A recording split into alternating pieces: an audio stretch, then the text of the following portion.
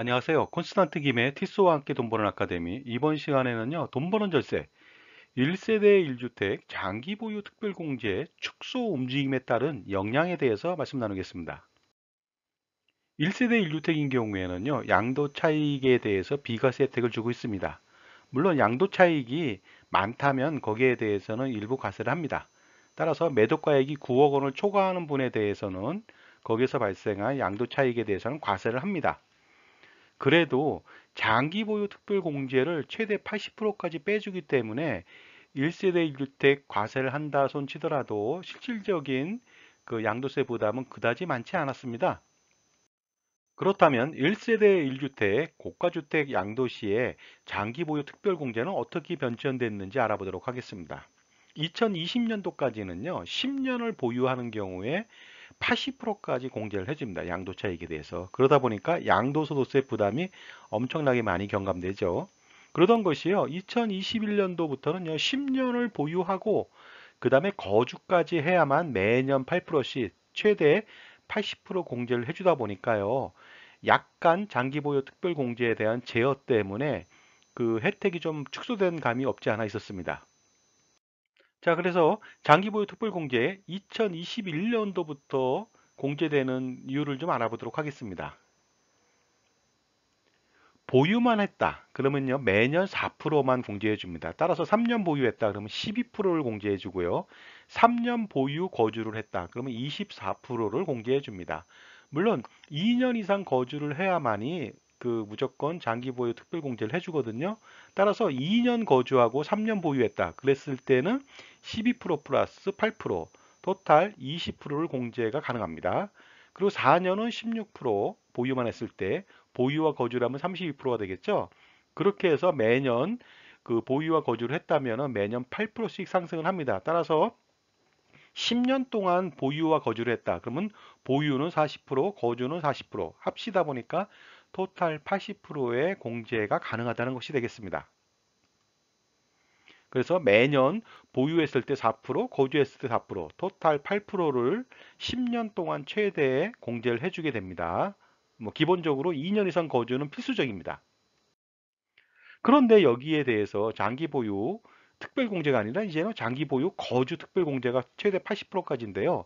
여기에 대해서 다시 장기 보유 특별 공제 혜택 축소 움직임이 일어나고 있다는 것이죠. 이것은 또 다른 증세를 말하는 것이 되겠습니다.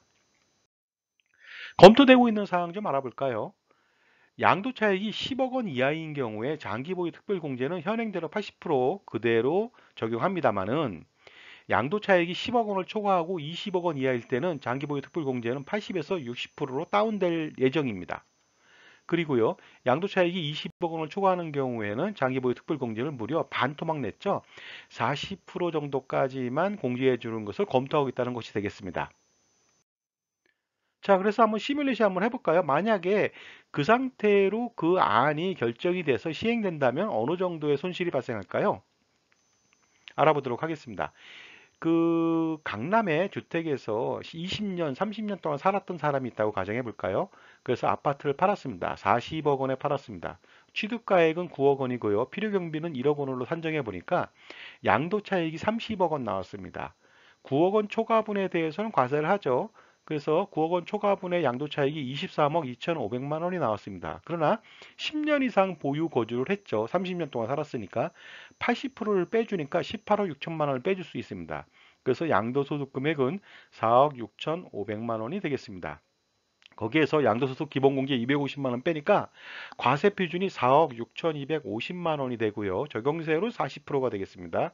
따라서 양도세 산출세액은 1억 5,960만 원인데 지방소득세 10%까지 합친다면 1억 7,556만 원이라고 하는 세금을 낼 수가 있는데 이것이 만약에 바뀐다면 어떻게 될까요?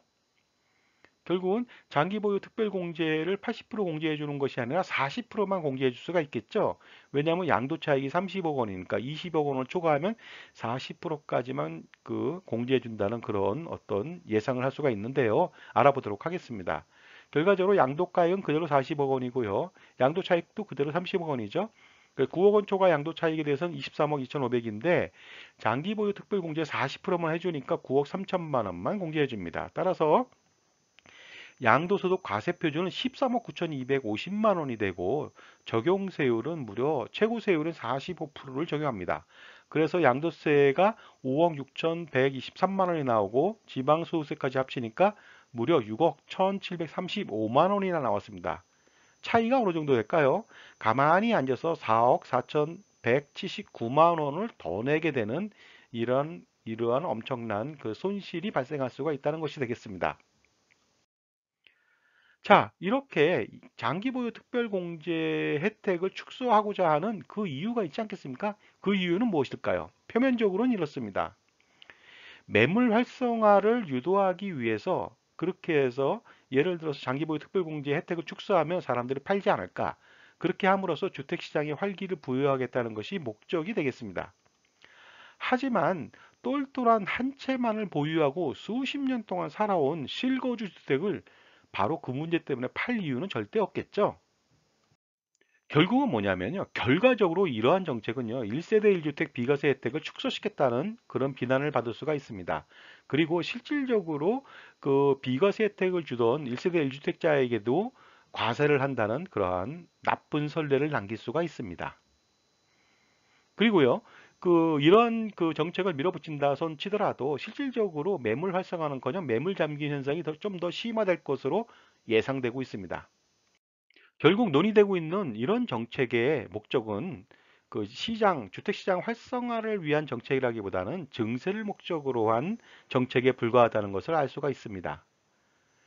실질적으로 주택시장 활성화를 위해서, 매매 활성화를 위해서 효과를 거두려면요, 공급을 확대하고요, 거래세, 양도소득세 등을 완화시켜야 됩니다. 그럼에도 불구하고 이것은 전혀 건들지 않고 세제 혜택을 꽉꽉 조여가지고 세금을 좀 더 뽑아내는 그런 정책만을 펼치고 있다 보니까요, 향후에 앞으로 1세대 1주택자 9억 원 이하인 사람들도 비과세 혜택을 폐지할지도 모른다는 그런 걱정이 앞섭니다.